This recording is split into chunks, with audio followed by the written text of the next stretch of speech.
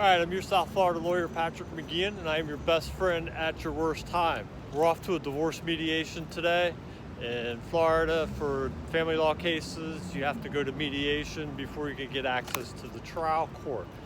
Go to mediation in all family law cases except domestic violence. They don't send you, for obvious reasons, to mediation for domestic violence.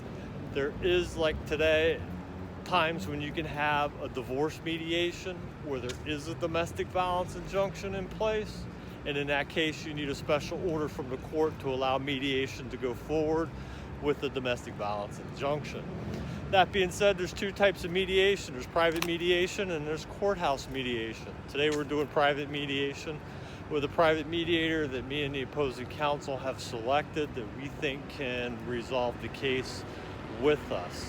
The advantages of private mediation is you get to select your mediator. You can select somebody that you have a track record with and that you know resolves cases and helps to resolve cases, is able to move the parties into a position where they're able to agree. Most studies show, and my clients certainly agree, at least the clients I've had thus far, that they are more satisfied when they settle a case in mediation as opposed to going to trial and the judge makes a decision on what happens in the case. Most people feel better and have a better feeling and feel like they get a better result when they make decisions about the issues in their case instead of the judge.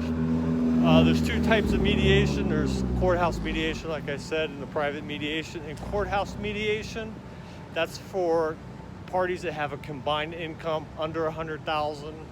If you have under $50,000 combined income, the mediation fee is $60 per person.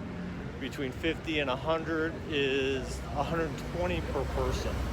Courthouse mediation, you don't get to pick your mediator. You get whoever's available at the time. Some of them are very good, some of them are not so good.